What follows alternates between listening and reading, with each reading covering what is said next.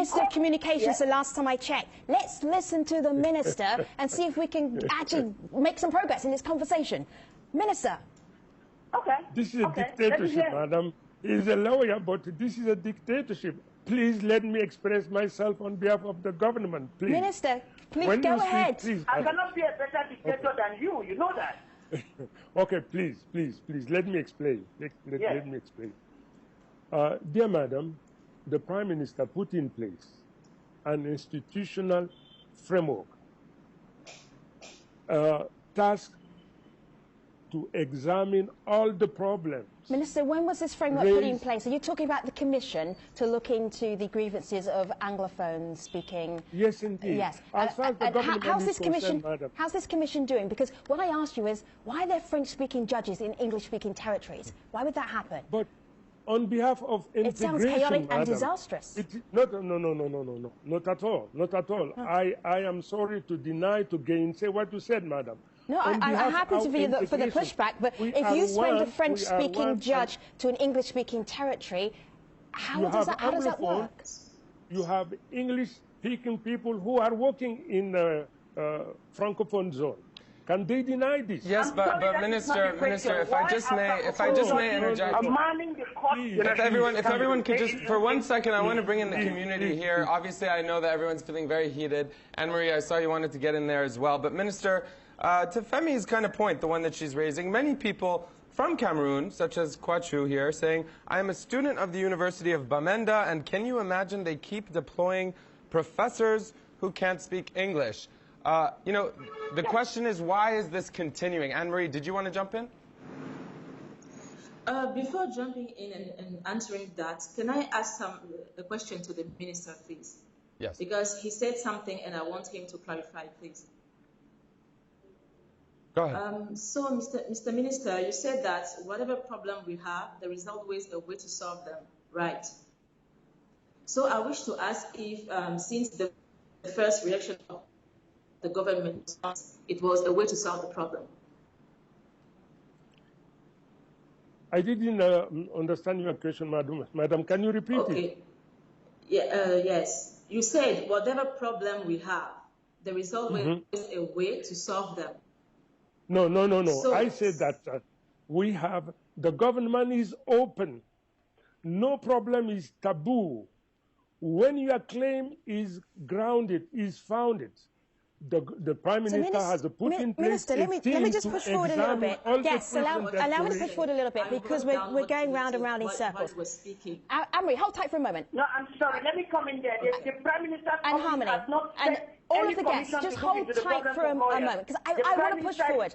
Harmony, okay. Harmony, hold for a moment because what we don't have right now is clarity, and we do have the Minister of Communications, which is great. Minister, you talked about this commission. What is the government doing to help resolve some of these issues of the Anglophone territories in Cameroon? Give me some concrete progress that's being made. Concrete progress consists of telling you, madam, no problem is taboo. So nothing then? Nothing actual? So is that a mindset as opposed to action? There is a commission in place in charge of examining those questions, madam. All right. So we're still at the questioning stage, but not at the action stage, Minister. The action is there, madam. What's the action? The head of state instructed the government to recruit 1,000 bilingual people to serve our nation. This is a concrete solution. 2 billion, the head of state instructed the government to put at the disposal of teachers, of private sector, 2 billion to help them address and solve all the problems that they were confronted with. Why don't you let me say something? So, guests, hold tight for a moment because I'm going to hear one voice at a time. Anne-Marie, hold tight for a moment. Harmony, go ahead. Can I say something about what the minister is referring to? I want to ask the minister a question. The commission that he is talking about, does this have the mandate to deal with the lawyers' problems?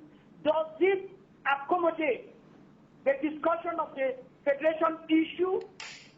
I am saying no. Because Harmony, you can't answer your own question. Allow the minister to answer the question. Harmony, you cannot raise a question and answer. This is anything but harmony right now. Yeah. Harmony, hold tight for a minute. Minister, answer Harmony's question. Harmony, listen to the answer. Yes. Please, madam, I said that no question is taboo. You keep repeating that. You raise an issue of federalism. Right. We say that federalism, this question is not taboo, but when you want to raise this question, you have to come with our constitution and all the laws of the nation. Goodness me. If our constitution authorizes you to raise this issue, then the issue is receivable. The government will lend There is a constitutional council at this time. Yes. Harmony, hold tight. And Minister, hold tight for a moment. Harmony, just give me a moment. Eugene, please, go ahead. Okay.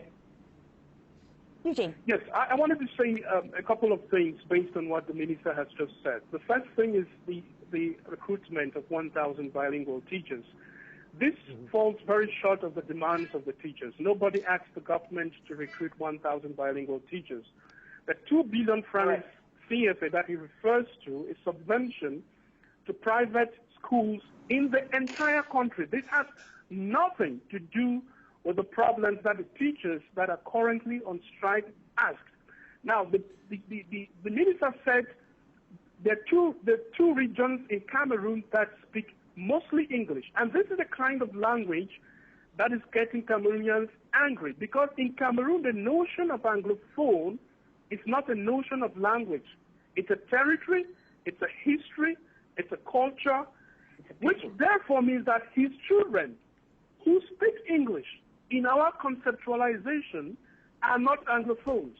The government has a policy that is called national... Minister, if I could stop you right there, Eugene, in the spirit... When the government decides to distribute resources in terms of Eugene, if I just may stop you there right there, because I just want to squeeze in one more question. It's speaking directly to your point. In fact, Eugene, I don't know if you can hear me, Eugene. And the government has been deceptive, not only to Anglophone Cameroonians, but even to Francophone Cameroonians, in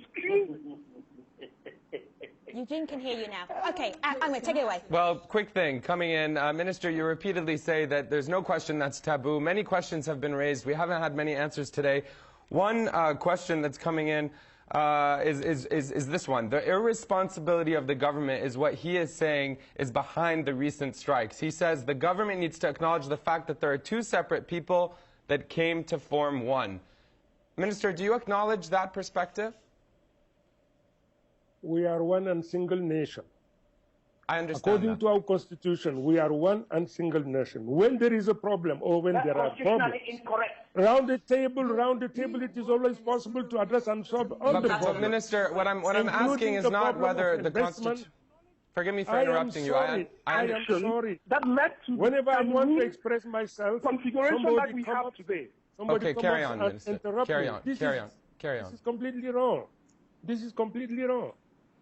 Because, with respect, Minister, it's because the question I asked you is if we're talking about the history of 2 people coming to one. I understand that that's the purpose of the Constitution in your perspective, but it seems like a big part of the problem is that the people who are raising these concerns don't view it the same way you do, or the government does. Because they are not in good faith. We have a 10 region. Each region has its own specificity. They cannot deny this. If you put aside the language problem, then in my own area where I am native of, in my own area, we have our own culture, our own tradition, our own religion, and it is completely different with the rest of the nation. Yes, On behalf of our willingness to live together, then we accept each other. And let me just bring in the voice of an opposition parliamentarian. This is Weber Joseph. He's a Cameroonian, and he was talking in Cameroon just a couple of days ago, and this is how he characterized the conversation that we're having, but in a very eloquent way. Have a listen to how he sees this issue. The people of West Cameroon have a duty to resist your oppression. I call it oppression because of what I've seen in the field. That is the reason in this master plan to finish our culture and our people. You have chosen that every single administrator or every commander of the army is from East Cameroon. That is why they sit there and they can kill the people without remorse. This has to end. Anne-Marie, you're a Francophone Cameroonian. When you heard that, what was your initial reaction? Do you see Cameroon in that way, in the way that certain territories and certain culture is being erased or neglected? As a Francophone? Yes, I see it that way. Yes, I see it that way. And Anglophones have every right to fight for their excuse me, I'm so mad right now. For their part of the country to remain just the way they want it to be. Why are you mad? Because I'm sorry, but what the minister is saying is not true. Because I asked him one question based on what he said, and he said that he never said that. But what he said is crucial to the matter. Let me ask you one thing, because this stood out for me, is that... Can you remind me, madam, what did I say? Can you remind me? We will do that in the post-show, because this is a conversation that is by no means ended, and we will carry it on. Anne-Marie, if you could describe in a sentence how many people in Cameroon view Anglophone Cameroonians, what would that sentence be? One, you said. One sentence, right? Yeah. In French-speaking part of the country, when someone tells you are a Bamenda, it means that you're stupid. This is a big conversation. It's more than language. It's about culture. It's about history. It's about the Constitution. And it's ended right now for where we are.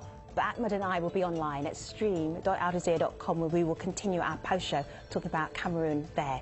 Hopefully, see you soon. Take care, everybody.